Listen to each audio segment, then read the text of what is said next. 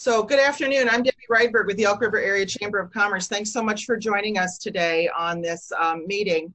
We have Darren Nelson with MnDOT and Justin with Elk River, who are going to go through some of the plans and the preliminary plans that they have planned for the Corridors of Commerce Highway 169 Redefine project.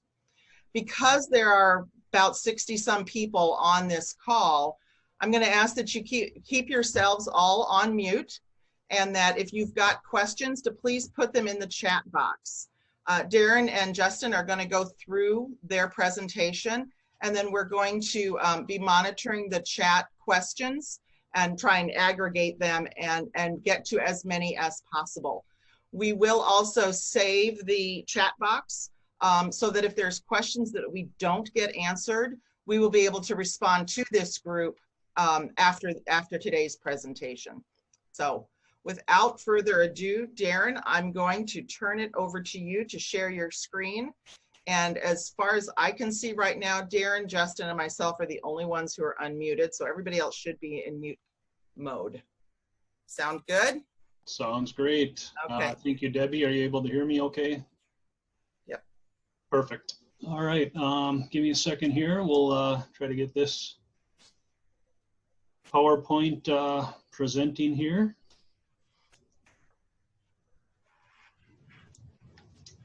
All right. That over. Can everybody see that? Okay. Perfect. I see head nods. That's good. All right. Well, thank you everybody for attending today. I appreciate your time and your willingness to try this virtually. In a different world, we would be, or a different time of this world, we would be doing this in person. But due to the current status, we're going to give this a roll. So with that, we're here to talk today, as Debbie mentioned, about Trunk Highway 169 running through Elk River and the future freeway conversion. With that, as Debbie mentioned, if you have questions, please feel free to enter them in the chat box and we will address them the best we can at the end of the presentation. Should take maybe 15, I'd say maybe half an hour. I can get long-winded, but we'll run through the presentation here and answer questions at the end. With that, introductions. Myself, I'm Darren Nelson. I'm the lead project manager for MnDOT for this project. This project, it was unique in how it all came together. Without getting into too many details, was actually proposed by the city of Elk River and Sherburne County under the Corridors of Commerce project, and was selected to get funding. And hence, you'll see at the bottom there, the city of Elk River, MnDOT, Sherburne County, and for the purposes today and moving forward, the Elk River Chamber is one of our partners. So again, with that, Justin, I'll let you introduce yourself. All right, thanks, Darren. I'm Justin Femright, the Public Works Director and Chief Engineer for City of Elk River, alongside Darren here today. It's really turning it to Darren and MnDOT to give the majority of the presentation and adding some local elements to the different improvements that Darren talks through. So thank you, Darren. All right. I'm going to change my pointer here. I forgot to do that earlier. So hopefully this little annoying red laser pen shows up and y'all can see as I go through this what I'm pointing at. So project overview. As I discussed, the project elements in a nutshell consist of reconstructing Highway 169 and converting that into a freeway. Long story short, what that's going to entail is when we're all said and done, we will have reconstructed all 4 lanes of Highway 169, and with that, the adjacent road connections. We're going to be removing the at-grade intersections and then constructing 4 new grade-separated interchanges. They will take place at Main, and I'll try to go slow enough here so my computer can keep up. Up at School, 193rd, and 197th. Along with those improvements, we'll be improving the pedestrian access across Highway 169. Should be a lot more user-friendly for bikes and peds. We'll be upgrading the underground infrastructure, meaning the utilities, some of the city water, sewer, A lot of the utilities that are underground will need to be moved because of obviously our digging and the new structures going in. We'll be improving access down at the Highway 169, Highway 10, Highway 101 systems interchange. And then we will be replacing the bridge over northbound bridge 169 over Trunk Highway 10. And I will step through each of these kind of key project elements here, locations, I should say, on the next 8 to 10 slides. So at a high level, that's what the project will be doing. I will go over time frame real quick. We're looking at getting this out for bids, hopefully in March of 22, with fall of 22 construction starting, sometime there in the fall, and the heavy construction the summers of 23 and 24, with substantial completion by winter of 24. So I'll touch base on that at the end of the slideshow again too. All right, hopefully slideshow is keeping up with me here. So at a high level, we're going to look a little bit down here at the systems interchange down at Trunk Highway 10, 169, and 101. So the way this is going to be set up, we have kind of our generic map right here. The very next slide is going to be our layout, which is more the engineering picture, and I'll kind of step through some key details on that, and then offer Justin a chance to add some words of wisdom as he sees fit. So down here at the systems interchange, as I said, the northbound bridge over 169 will be replaced under this project. It's getting to be an old structure, and it's met its useful life. So while we're mucking up the whole rest of town, we figured it'd be a good time to go after this bridge. Along with that, we're going to be changing the access to and from Trunk Highway 10 to 169. And I'll zoom in on that here on this next slide. So, like I just mentioned, the stuff in yellow and blue and orange, anything that's colored here is what I'm going to call, quote unquote, the new roadway. There's a lot of elements we can't see on here. I apologize for that, but this layout is available online. And as we get to the question and answer session, I do have a PDF that I can zoom in on. Hopefully everything works well enough for people to see what I'm talking about. But so this northbound bridge will be removed and replaced that goes over Trunk Highway 10. Kind of the key changes here at this systems interchange is currently westbound Trunk Highway 10 has to come off if you're trying to go to southbound 101, come up here to 169, and there's an existing signal. Part of the project is removing that existing signal to help flow along Trunk Highway 169. So in order to accommodate that movement, that left-hand movement heading south, we're bringing them down here on Trunk Highway 10, stay in westbound, and then we have a separated left turn lane that will serve that movement. And with that, we will have to add a signal on eastbound 10 only to help accommodate that left-hand turning at the peaks. Our modeling shows, and we're very confident that this will be a better situation than what exists today up at the top of 169, simply because currently southbound traffic, this left-hand movement here, has to cross both northbound and southbound 169, which both have higher volumes than our Trunk Highway 10. So when you bring them down here and you only have to cross eastbound Highway 10, it will allow for a smoother, more efficient turning movement. With that, I'm not a traffic guy, but what I've been told is that this signal will more than likely be able to be a yield controlled. So at your peaks, it will definitely be a red, yellow, green condition. But in your off peak times, it will be, I'm going to call it the flashing yellow. So you can still take your left if you can judge your gap appropriately. Now, again, I'm not the traffic engineer. This is just what they tell me. So, so that movement will just come down along here to the south, crossing the river. And it isn't, you can't see it on our picture real well here, but we are going to add a third lane, or it's called an auxiliary lane. And that will run from the bridge here at the river down to 90th Street, or the first interchange at south of the river here on 101, which also happens to be a single point. I'll touch base on a single point urban interchange here in a few minutes, but we are adding that extra lane down there simply because it will help the auxiliary lanes throughout this whole project help your your weaving traffic in and out of mainline, and basically offers as a relief valve to help the traffic commingle. A lot of engineering stuff for you there, so I apologize. Along with that, at this systems interchange, we're going to be doing the same type of treatment for eastbound Trunk Highway 10 to northbound 169. Currently, it exists. You have to come up here on top at 169 and take this left turn movement onto northbound 169. I've only did it once myself, and I won't do it again.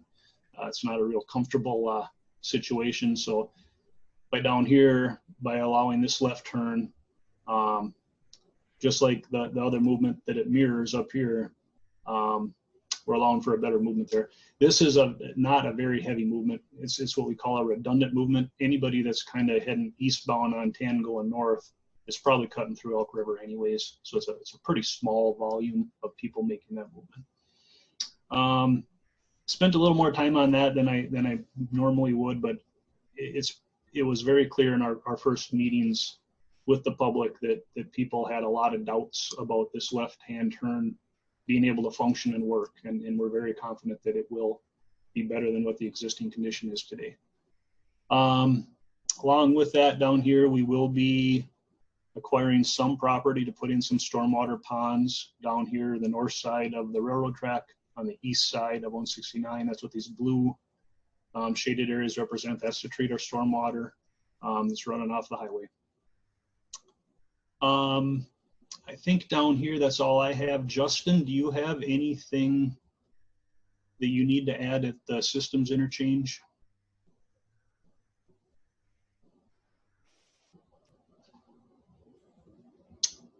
You might be on mute, Justin, if you are trying to talk. I don't know.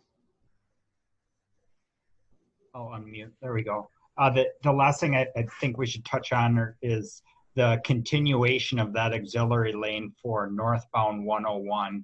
Currently, it extends from the last on-ramp in Otsego across the river and then terminates for the eastbound 10 movement or that exit ramp. That will be that third lane, that auxiliary lane, will be continued through to the westbound ramp now, that loop on the other side of the bridge. So just another element to help prevent that weaving of those local movements or those turning movements from needing to be out in those through lanes. Thanks, Justin. Good point. All right, now I mentioned talking about these single point urban interchanges, or as I'm going to be referring to them, a SPUI. So as you're going to see here on this slide, this picture here was pulled for demonstration purposes, and the first thing you're going to notice about this thing is it's a monster. It's huge. You literally can see this one from space. So ours, the good thing is, over the last year, we've been working very hard to reduce the footprint or the amount of area that we need to impact to construct these. So that's the good news. So ours is going to be a lot smaller. You can see under here, this looks like probably an 8-lane plus facility. Up on top here, similarly 6-8 lanes. So ours will be a lot tighter than this, and that was our effort over the last years to minimize right-of-way impacts.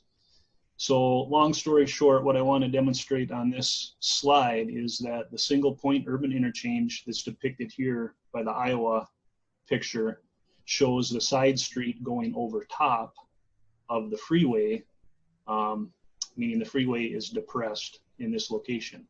For purposes of our 169 project, this is how School Street will be configured. So School Street will be coming over top, and 169 will be depressed underneath.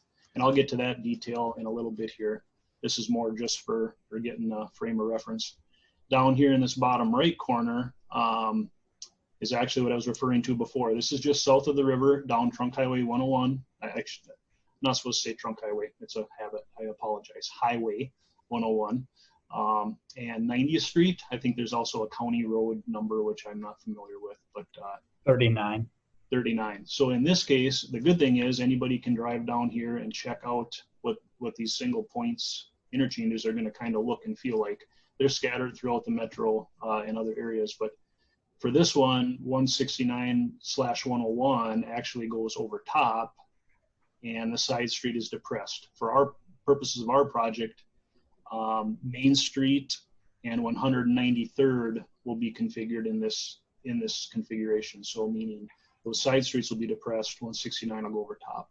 And again, I will get to that here in the next couple slides. Justin, anything else on that one? I don't think so. Thank you. All right. So now we're just going to start moving up the corridor from south to north. So here is Main Street, and kind of at a high level, like I said before, 169 will be constructed over top of Main Street at this location. This is a full access interchange, meaning all your north-south movements and your east-west movements are accommodated, meaning you can get off heading north, you can get back on heading north. Similarly, east-west off of Main, you can head north-south. So it is a full access interchange. With that, there will be a signal, several signals underneath the bridge here of 169 going over top, and that's to allow for these left-hand movements, your through movements. We still do need signal systems, but the beauty of this is that you're just dealing with your local movements. 169 is removed from that. As far as side street conditions go, over here on the west side at Carson, that is going to remain side street stop condition, meaning Main Street will have through movement and Carson will still be controlled just like today by stop signs. On the east side over at Zane, the signal will remain. We'll be doing some new timing and even possibly replacing that system, but it will still be a signalized traffic system. I'll get into a little more detail on that stuff on the next slide. And then one other thing of note here at the bottom is Sherburne County is proposing a project in 2020 to do some work over here at Twin Lakes and Maine, and they're proposing to install turn lanes and a traffic signal. Justin, do you have any more information on that project? I'm not real familiar with it. Yeah, I think the biggest element, the biggest change there that people would recognize is removal of that four-way stop condition and modification to a signalized intersection. Sounds good. All right, now the engineering drawing. There's a fair amount to go over here, so I'm just going to kind of start stepping through some additional bullet points here. With converting 169 to a freeway status, we have to remove the additional or the existing accesses to get, obviously, to help it free flow. So the first such instance right here is down at Great River Energy. We will be removing the at-grade access here and just closing off that access.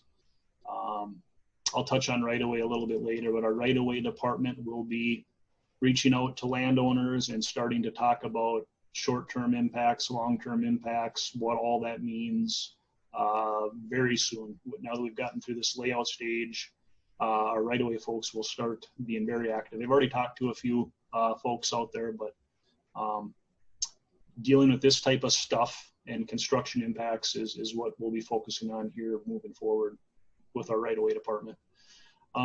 Another key change up here is up at Speedway on the northwest quad. There's an entrance that we do have to close for several reasons. The grade, meaning by the access won't function as well because we're having to change the level of Main Street. And also it's so close to the intersection, it isn't the safest condition. So that access is proposed to be closed. I believe most people are probably already aware of this, but we are acquiring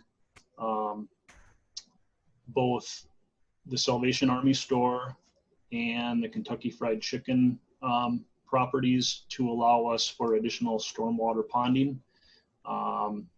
We need to do that to help treat our water running off the highway. Let's see, Line Avenue, that was a big point of discussion at our first meeting last fall. Line Avenue will remain open down here at 3rd Street, but it will be cul-de-saced short of 5th Street up here. Whether that happens, that cul-de-sac under this project, or Justin does that on a separate project, I'm not quite sure yet, but moral of the story is we're allowing access here to 3rd Street to help facilitate some of this movement, but it will be cul-de-saced. Closure at 5th at 169, so that's up here by KFC. Again, just like the Great River Energy access, the goal of this project is to eliminate those additional accesses, so that will be closed. Potential noise wall locations, I'll touch on that a little bit more later on too, but we have some residential apartment buildings here that are what we call receptors, meaning they're going to be exposed to the noise. So preliminarily, we've identified there's more than likely going to be a noise wall installed here to help shield those residences. Justin, anything else here? Yeah, I'll touch on just a few of the local elements. You talked about the cul-de-sacing of Line Avenue, and that concept up there near 5th Street really reverts back to a project that the city was considering and planning back before we received notice that the 169 project was going to happen in that same location with a better alignment of Dodge onto 5th and Line out to Twin Lakes Road.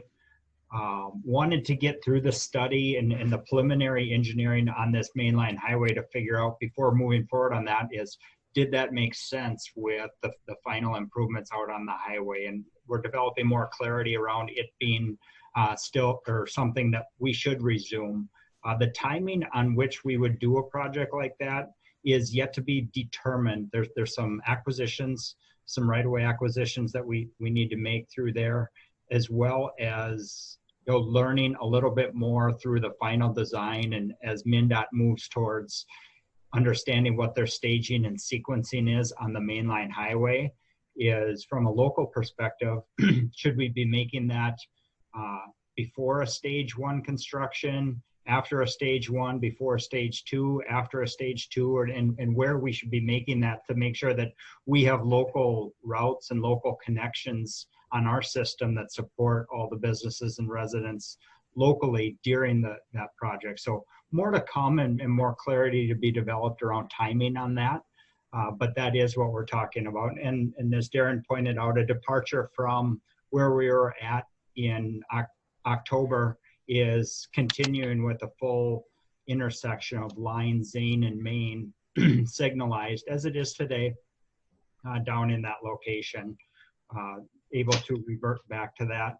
Previously, we had shown in the geometrics that identified disconnecting there due to some weaving concerns, but remodeling that and pointing out that we're looking at a disconnection on Line Avenue to the north anyway. There was less movements challenging that location, so they were able to keep that open. And that was a comment we heard from the public. We heard it from the council back in October, and that's one of the main elements that's been changed here since some folks saw this back at that time. Thanks, Darren. Yep, thanks, Justin. With that, we're going to jump north a little bit up to School Street. So in this case, like I mentioned before, School Street is going to be elevated and 169 will be depressed underneath. So as we move through this layout, you're going to kind of see and get a feel for, we're over at Main, under at School, over at 193rd, and under at 197th with 169.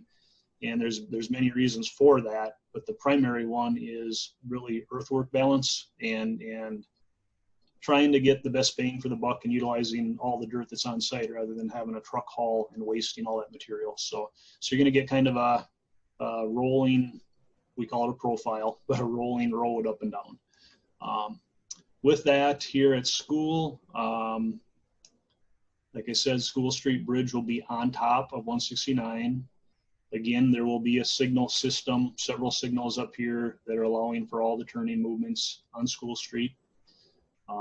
Full access interchange, once again, so all north, south, east, west movements are allowed. On the local systems, another positive we were able to get a little creative with here was back in October, we were pretty strongly feeling we're going to have to remove the existing ped bridge right up here north of School. Due to some crafty engineering, we're able to play with those profiles, or the 169 height, for lack of a better word, and we're able to keep that ped bridge. So that's a big win. We don't lose that infrastructure that's already existing. So that will remain in place. It's School Street on the west side over here at Freeport. That will remain signalized. And on the east side over at Dodge, that's going to be a side street stop sign also. Let me go to the next slide here to see what else I need to touch on. Impact here to Burger King for the same reasons as Speedway. With our grade change, this driveway, we have a small retaining wall here. And I should have mentioned that earlier. It's hard to see on these drawings, but as you zoom in on these layouts, these little tiny triangles that run in the corners are actually permanent retaining walls. And what they're there for is to help us get that grade separation, meaning raise 169, drop the side street, or vice versa. So there will be a fair amount of permanent retaining walls going in place, not unlike that 101 road, 90th Street and 101 just south of here. It'll have the same type of feel. The good news is, over the last year, we were back to the reducing right-of-way effort and really pinching things in as tight as we can. As you can see out here, I believe this is the Walgreens corner. Does that sound right, Justin? That's Burger King. Burger King, that's right. I just talked about that. The impacts are greatly reduced with almost just some temporary type construction work to build those retaining walls. So that was our focus for this whole thing, is to minimize our footprint and to the least amount of permanent impact to the businesses as possible. But with that, this Burger King access, we weren't able to make that work as is. We have another potential noise wall here. You can just barely see it on this slide, but I'll show it on the next one. It would start out here. This is the MnDOT truck station. We have some houses up here on the east side of the roadway. So there will be a proposed noise wall running from roughly the MnDOT station up to the timeout pond. And again, that'll show up better on this next slide. Other than that, for the most part, things pretty much remain the same here at this intersection. I failed to notice or make note of before. Again, it's hard to see on this layout, but these purple lines are actually pedestrian facilities. So at this location, we have pedestrian facilities on both the north and south half of School Street. Justin, anything else I'm missing there? One thing I do want to point to, if you could move your cursor, your pointer over to about station 380 there, and out in front of McDonald's, even further, right there, back a little bit. Kind of the start of the ramp there, just to give people an idea, from current day to post project. Grades in that location are where it's just starting to go down from current day. So if you move your cursor back out to like 375 there, Darren, just a little bit further south, that really matches present day grades for the mainline highway. And then it's maybe down a foot or two by the time you get in front of McDonald's for the mainline highway to be going down under School Street. And then opposite, I guess, would be that ramp coming up to match the top of the bridge grade at School Street. So not grave departures all the way along here from existing grades of that mainline highway from a visibility standpoint. And then from that point that I was referencing at that, where Darren started with the cursor, from that point south, understanding that the grade is going up to get over the top of Main Street. So I just wanted to touch on that while you were on this slide, Darren. Yeah, that's a great point, Justin. And yeah, long story short, we don't do all the height adjustment with one roadway. We split the difference the best we can between the side street and the main line, just like what Justin said, to try to reduce the height of these retaining walls will be required, help maintain visibility, balance the earthwork, all kinds of good reasons to split the difference, if you will. All right, with that, we'll jump up to the next one. Up here, we're at 193rd. Again, this is a full access interchange, meaning full movements north, south, east, west. At this location, it'll be similar to Maine. We are constructing Highway 169 up over 193rd. So 193rd will be depressed. City streets, again, on the sides, we have over here at Jackson and 193rd, it's going to be stop sign controlled, very similar to today. And then on the east side, same thing. I'll go into a little more detail on the next slide here. Here's the noise wall I was talking about before. Hopefully my cursor's keeping up with me. Down here in front of this residential area, more than likely it's going to require a noise wall to be installed from, you know, that MnDOT-ish area running up here to Timeout Pond. Again, that's to shield these residences from the highway noise. At this location, 190th lane will be closed. Again, that's that whole freeway conversion. We're eliminating the at-grade connections.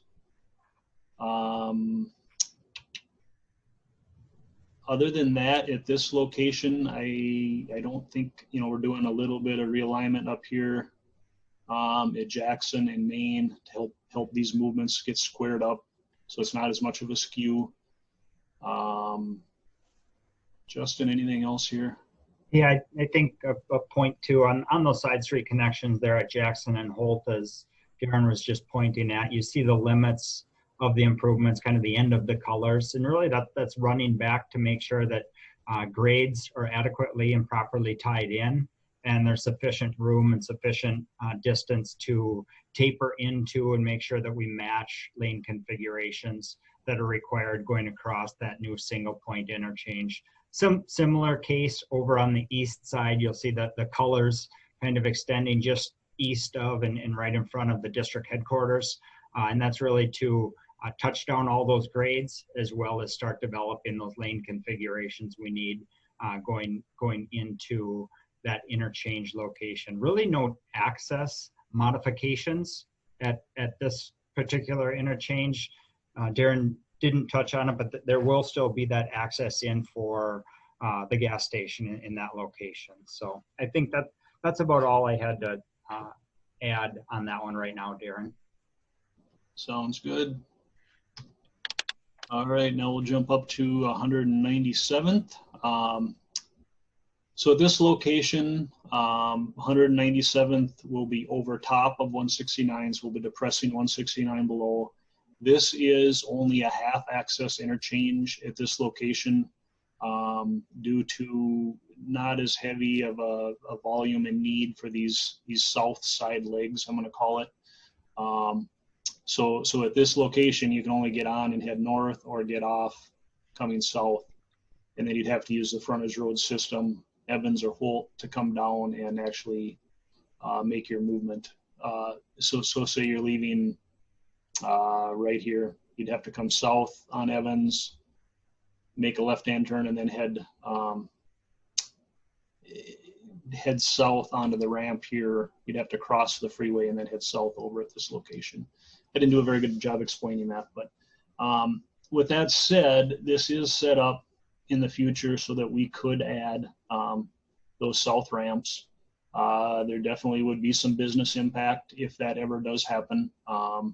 Over here, the properties are pretty tight, but there is that ability in the future if the growth is there and it is warranted. Local sides are very much, again, Holt and 197th, that's going to remain and always stop. And then on the east side, Evans will remain side street stop, meaning 197th will have the right of way. I don't have any other specific details here. As Justin mentioned before, we were able to make this entryway into the gas station function. So that will not be removed. We are coming out here into these couple private parcels or properties to allow for better alignment of this ramp. And what that does is before we had this ramp coming in really tight right next to the bridge, and that made us have to add 15 plus feet to the width of this structure in order to see oncoming traffic. So by shifting this this ramp out farther, we were able to minimize that the width of that bridge. So it was a give and take in order to save structure cost on the bridge, and not even just cost, but better designing.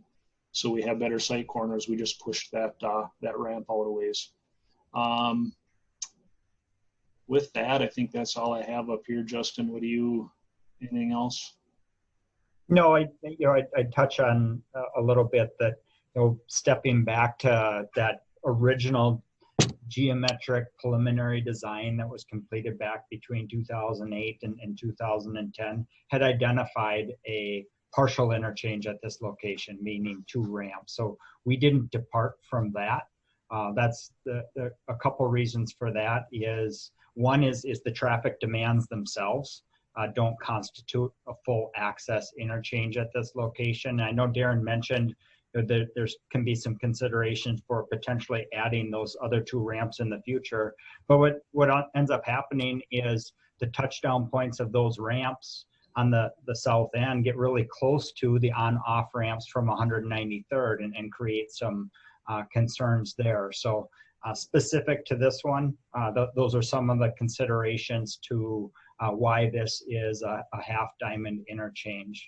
The other element that I think we should mention along the corridor, going all the way back to the beginning from the existing systems interchange, between the systems interchange and Main Street, between Main Street and School Street, and then between School Street and 193rd. Elements to the mainline highway include those same auxiliary lanes. So you'll see 3 lanes of traffic connecting all of those corresponding ramps to prevent the need for anybody who's just gonna get on and get back off on our local system from entering either of those 2 through lanes. So preventing that weaving and preventing those clogging concerns on the mainline highway. So that, as we stepped through each one of these, it was hard to get the detail to that along the corridor and some of those improvements that will be carried throughout the project. But those auxiliary lanes are a major design element that will really help the efficiency and functionality of the mainline highway through this entire stretch. Yep, great point, Justin. So for all intents and purposes, it's going to feel like a 6 lane when you're driving it. Up here, you can see up at 197th, like Justin was alluding to here, it is just a true 2 lane in each direction. I'm glossing over some things, but this whole stretch will have a raised center barrier between northbound, southbound delineation. So very much like the rest of the metro type roads. With that, that's kind of gets us through the layout. I'm going to jump real quick to noise analysis and wall construction. As I mentioned before, we have 2 potential locations for noise walls, one being down at that 190th lane, which is from the MnDOT building up to the south end of Timeout Pond. The other one being down around Baldwin Park, roughly from Salvation Army Store to KFC. Upcoming here in the next couple months, there will be noise meetings being held and a voting process with those affected property owners and residences that live in those areas. There's actually a formal voting process that we have to go through to actually see if the noise walls are both feasible and reasonable, and then the property owners do get a say in that. So that will be coming up shortly for the affected residences. So I bring that up more just as an FYI for the group. Project schedule, I've got quite a bit of stuff to talk about here, so you have to bear with me. It'll go quickly, but as I mentioned before, over the past year here, we've been working as a project team really hard on this, we call it the geometric layout, or the picture we just looked at. on how everything's going to tie together and how it looks from top down. And with that, we've been putting a huge effort on right-of-way minimization, trying to have the least impact possible for the properties.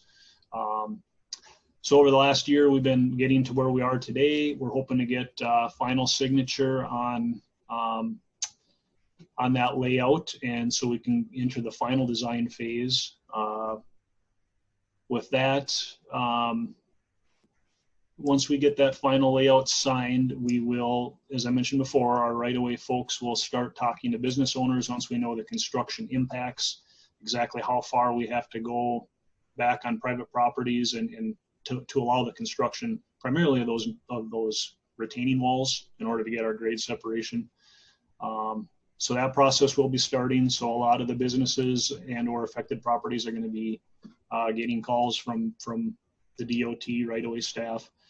We're working on construction staging right now. We've got a final roadway designer, a final bridge designer we're working on onboarding them, meaning we're going to be starting the final design soon. And with that, working with our construction contractor to figure out the best way to build this thing, the most cost effective, the quickest.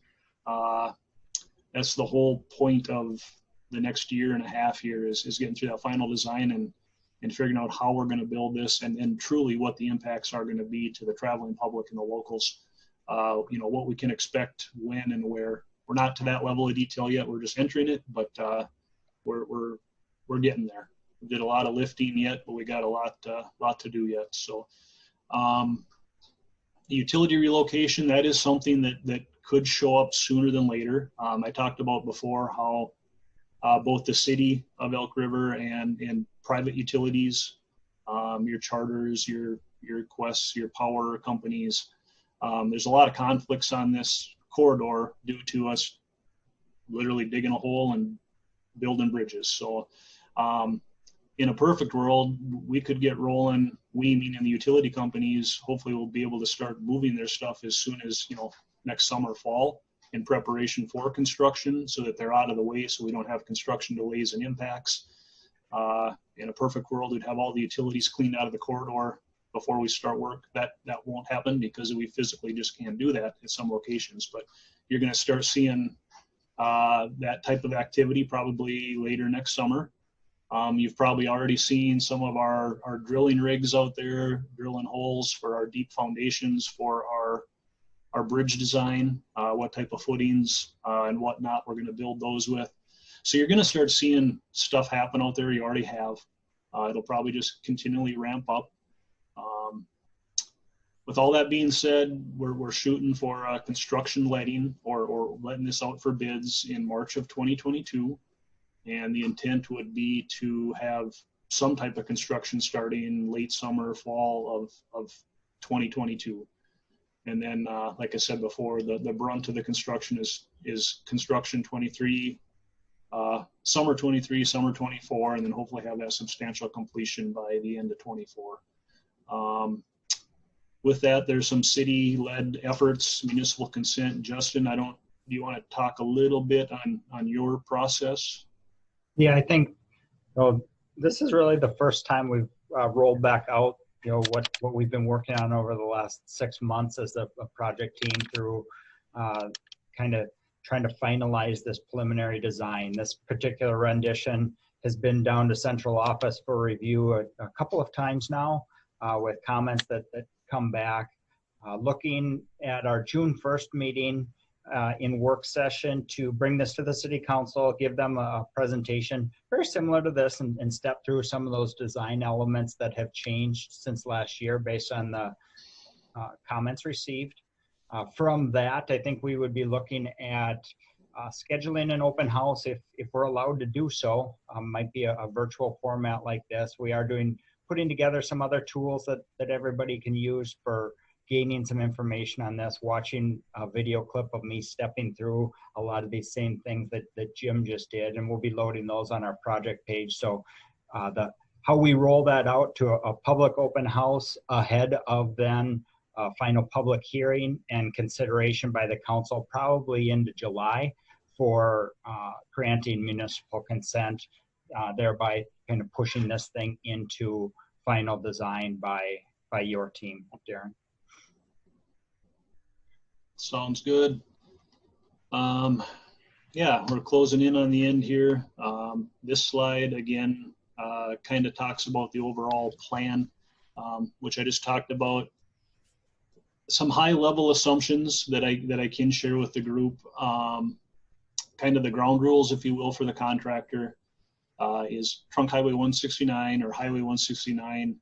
We have committed to keeping one lane of traffic open in each direction at all times. So there will be movement north and south on 169. As far as the cross streets go, we have to close them down at certain times, but what we've committed to is 2 of the 4 crossings will remain open while the other 2 are being constructed. So there will be several routes to get across 169. We have to close them down from time to time because we're building bridges and a bunch of retaining walls. So, but that is a high level commitment we've made. And again, as we get the contractor on board and the final design team on board, this is the type of stuff that we are talking about moving forward from here on out. And as we get more information and even probably soliciting some information from the locals on, all right, here's what we're thinking. Is this doable? You know, and we won't be able to say yes to everything, but that's the process we're going to start working through right now, is how we build this thing and keep everybody moving. Again, you know, typical construction zone, reduced speeds, lane shifts, truck hauling equipment and materials, local roads and sidewalk closures will happen from time to time. A lot more to come on that. We are just starting to enter that phase. So anything else, Justin, there? I don't think so. I think you're nearing the end. So kind of my last piece was I want to thank Debbie and the chamber for setting this up. I've been panning through some of the participants' windows here to see who's all on the screen, and it's good to see a lot of familiar faces and even some of those that I don't recognize your name or your face. I appreciate everybody tuning in and getting some of this information. Our website continued on the local end, on the city end, continues to be a good spot for up-to-date information. Those videos that I talked about, I did hear from Kaylin that those are linked right now. So if you wanted to watch a video of me kind of stepping through this corridor, similar to what Darren did on each specific spot, you can go and watch videos right there online, as well as open up that PDF layout of the full corridor and zoom in and get more detail to what those lane configurations look like, where the sidewalk locations are, boulevards, things like that. So again, thank you, Debbie, and I think that's about all I have, Darren. Awesome. Yeah, sounds good, Justin. And I reiterate the same thing. Thank you to all of you and Debbie for pulling this together. Again, it's a little untraditional, but those are the times we're in right now. And I think hopefully it works well. We're not getting a whole lot of feedback or cut in and out here. So, yes. Well, we do have a couple of questions from the audience. I think you've answered quite a few of them. One question was whether or not the 6 lanes, or essentially 6 lanes, will be expandable down the road. In other words, with the land that you're buying, can the highway still be expanded from where it is now, or where this new plan will be? Yeah, that's a great question, and it's one that we've went through and around with quite a bit. And the long story short is future expansion of this section of roadway is going to be very tough because we're dropping 169 in the trough at locations, we're elevating it in others. So future expansion is going to be very tough on this corridor. All that being said, though, in order for this system to reach capacity, and I'm not going to engineer you to death on what that means, but for this to feel like it's failing, it's going to be 30, 40 years. And before it even gets to that stage, expansion has to happen south of here, meaning that river crossing is our pinch point. Until the river crossing gets expanded or the bridge rebuilt, and even 101 farther south of that, this system will not fail. So the quick answer, and maybe unfortunate answer you weren't looking for, is no, we're not really able to expand this. But with the auxiliary lanes and the intersections and interchanges set up as they are, it's going to be a very long time before that rush gets back to Elk River, and this part of the system will fail. Okay, so then there's a question, will there be a signal at Main Street and Carson? Maybe that's for you, Justin. Is there anticipation of a signal there? The traffic analysis through this project identifies that remaining as side street stop controlled. We'll no longer have that backup that you try and weave your way around that's trying to go eastbound, that's waiting at that systems light, trying to cross 169. You also won't find yourself battling such a long queue of traffic coming from the east, coming across 169 when they get a green. So the whole feel of that area and the functionality of our Main Street corridor there is going to be a far departure from what it is current day. There's nothing within this project that would prohibit us or preclude us from adding a signal in that location in the future if we find from a service level standpoint we need to do something like that. But day of opening and with the project, it's not anticipated to need one there. Okay, and while we're talking about Main Street, I've got a question of when Main Street closes, how will everybody get to Walmart? I can speak some to that, and maybe Darren, you can jump in as well. Details to how our local system is connected through the duration of the construction are pieces that are still being evaluated and will be parts of and pieces of that staging plan and maintenance and control of traffic plans that are developed through final design. As we know what these different stages look like, what elements to the overall project are built first, and how those tie in with the local system.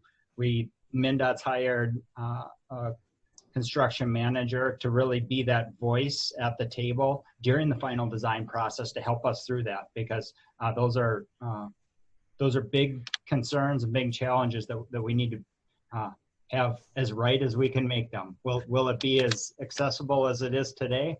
I would say probably not, but we're going to do the best we can with the best minds that we have at the table with us. And with that, Darren, if you have anything else to add.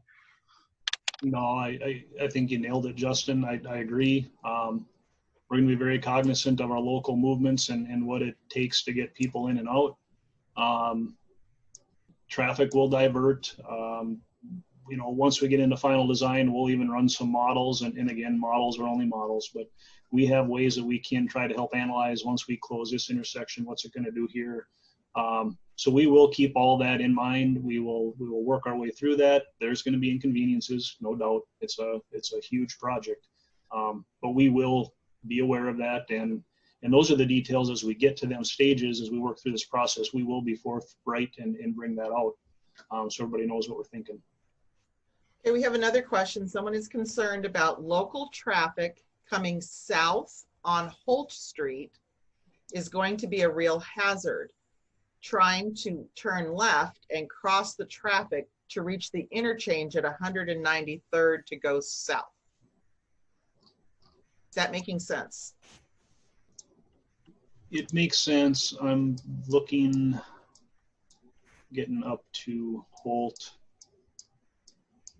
So I'm assuming that means up at 193rd.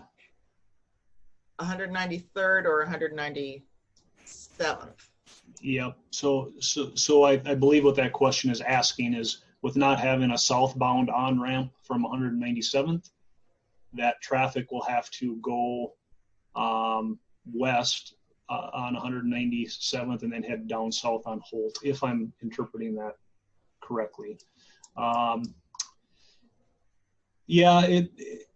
So Justin, I know we've talked about this in the past, and I should, I'm going to take control again here real quick, Debbie.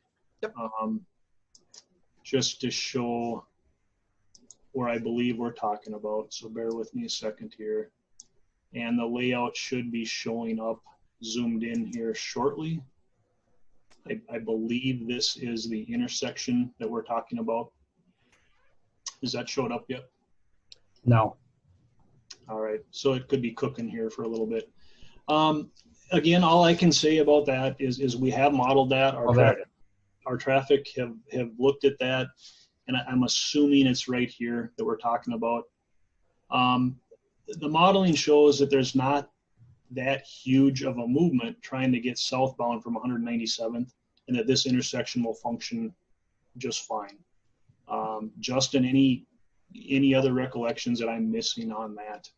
Yeah, we've looked at a couple different options there. We've tried to fit in a roundabout.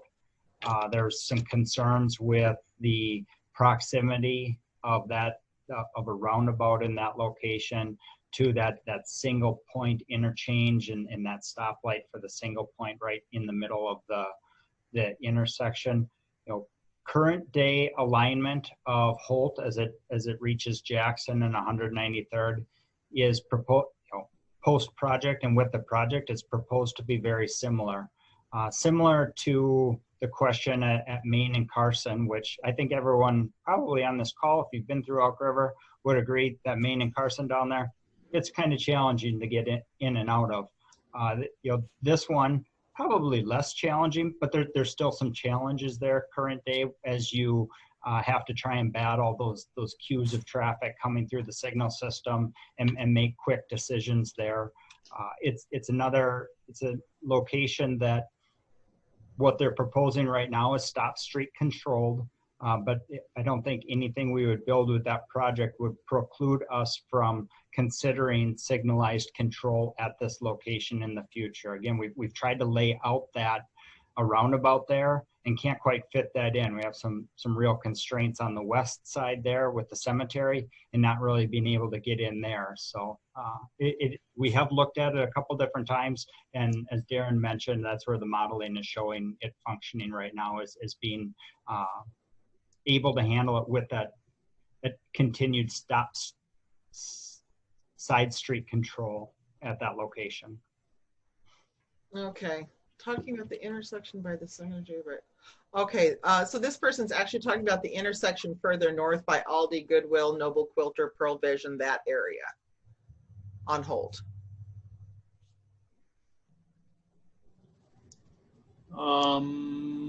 I should know exactly where that's at. Debbie, is this up? It's north of 193rd and at 197th, between those two. Okay. On the west side.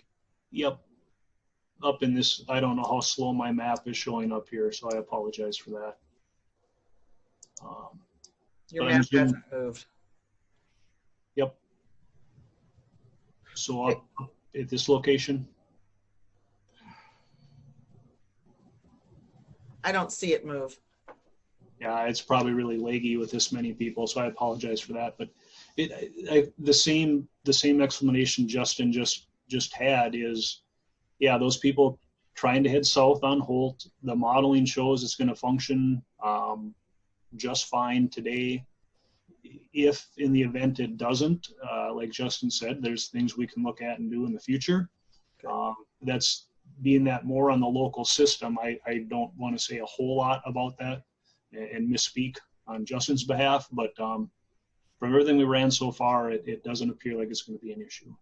And I'll speak a little bit more to it, and I don't know if the concern surrounds it being a partial interchange up at 197th, but those folks, let's say, who are accessing from US Bank down through the Von Hansen's Dunn Brothers building there, they can get off at 197th and come down Holt Street, or they can make their decision right there at that off ramp from 169 southbound to get off right at 193rd. So the decisions about where they're going and where they want to get off, they're allowed to make both of those movements just like they could present day. So I wouldn't expect a lot of diverging movements that are that much different along that stretch. They can exit southbound 169 at 197th,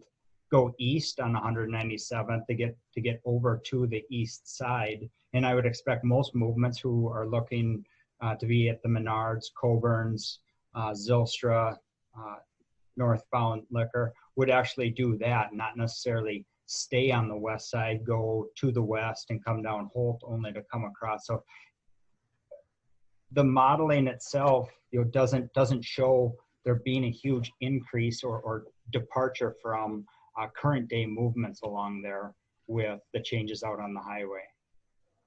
Awesome. Okay, then we also have a question about back by Walmart Baldwin, I believe it is. Is that going to stay open?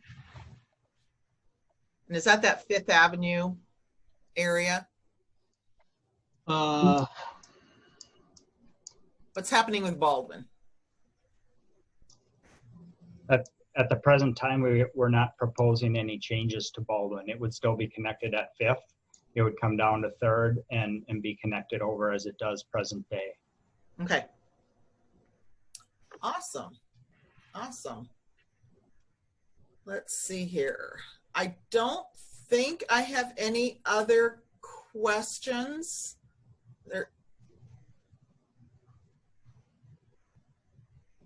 From the audience.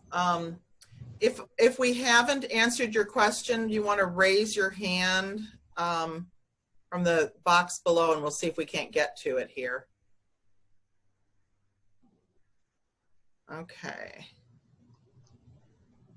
Darren, you want to take off your screen sharing? You bet. Okay, I don't see any raised hands, so I think we are good. We are good. I see we're losing participants, Debbie.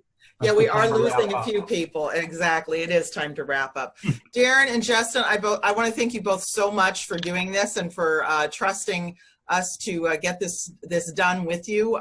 We're happy to be a partner with this program. And know that this was recorded, and like Justin said, he's got a great video that they've just put up on the city website as well, and it steps through all of these things. Sometimes it can be confusing when you're listening to engineers talk about traffic movements and